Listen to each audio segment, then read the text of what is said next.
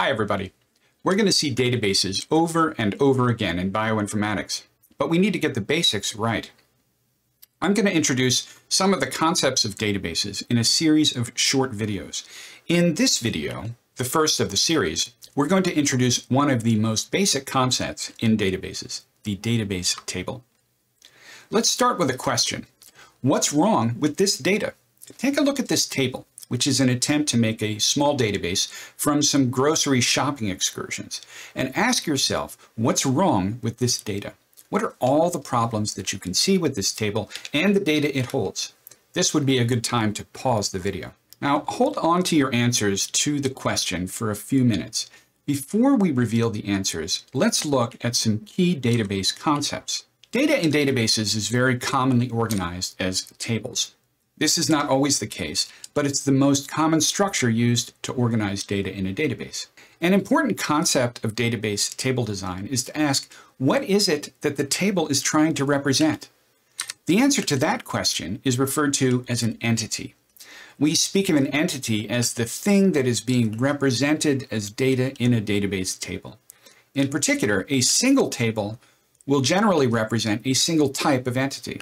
We have to think about that question when we're designing a database table. What is the entity that we want to represent? It might be something in the real world, it might be something abstract or conceptual, but we have to be able to answer that question. Now, the database table doesn't actually contain entities. The database table contains records. A record is a collection of data that's used to represent an entity, and so we design a record to characterize an entity. A record in a database table is usually arranged as a collection of what are called fields. And this begs the question of, well, what is a field? Well, if a record is composed of fields, a field is that part of a record that's used for a particular type of data. This has two implications. One is that the data used for a particular field is going to be all of the same type. If we're dealing with, for example, an experiment on mice, we might record the sex of a mouse as a text field, and we might record the age of a mouse as a numeric field, or the date of a procedure as a date field. The data stored within one of those fields is going to be constrained by the data that's appropriate for that data type. The second implication is that the fields of a record are chosen to represent the characteristics of the entity that the record itself is trying to represent. We can examine the fields of a record to decide if the record is a good representation of the underlying entity. All of this is true for single tables, but sometimes we might have more than one table because we want to look at relationships between different entities. For that, databases use structured data links between database tables. These links are called relations. We'll see more about relations in another video. And finally, when data is organized in a table, it's extremely useful to have one field that serves as a primary key for a record. A primary key is a special field, and it provides a unique identifier for a record in a table. For example, a record of students at NUS might use your student matric number as a primary key. This serves as a unique identifier that identifies a student within the university system. University databases that want to refer to a student can use a lookup table using your matric number as a primary key to find out information from a table of students. Let's get back to that table that we were looking at earlier. What are the fields in this table? Well, the fields are in the columns. You can see here that the date is a field on the left, then the item is a field, the store is a field, and the price is a field. You can also see that we've uncovered some of the problems because these fields are inconsistent, and we've said that they must be consistent. Inconsistency here comes in two forms. One is inconsistent formatting or type. We can see here, for example, that the dates are inconsistently formatted, which might pose a problem if we need to sort this data or import this data from an external file.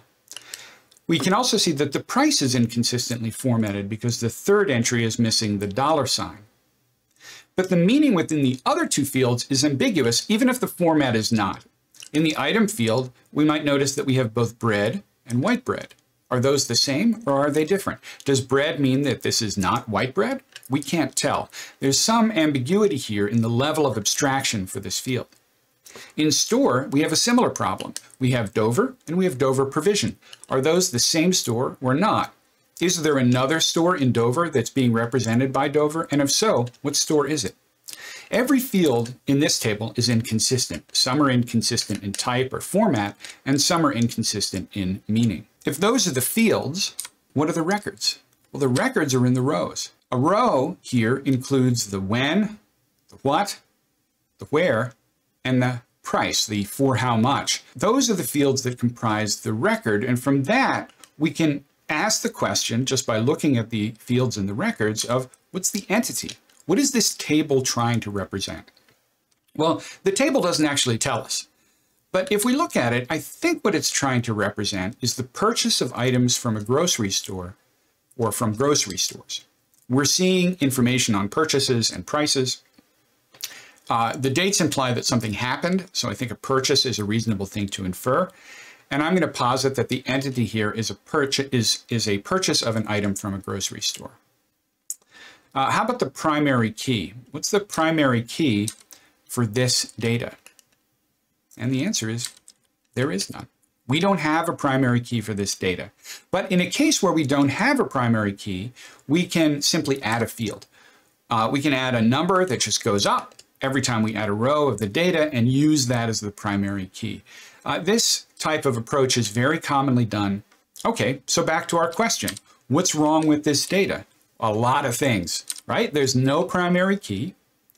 The fields are formatted inconsistently, and that is true for both date and price, so the type is going to be hard to infer.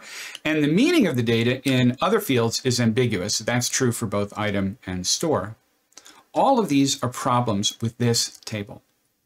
Now, you might think I've spent a lot of time on this, but this is not an abstract concept. Just last year, a group of genes, scientists had to rename a bunch of human genes because they got corrupted every time they were read into Microsoft Excel. Microsoft Excel would convert certain gene symbols like sept1 and oct4 to dates.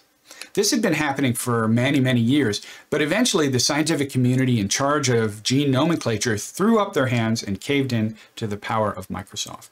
To avoid these problems, data needs to be well structured and well formatted. Some basic guidelines are a table is rectangular, the data stores records as rows, and they store fields as columns. We define a record by the fields, both by the meaning and the types of those fields.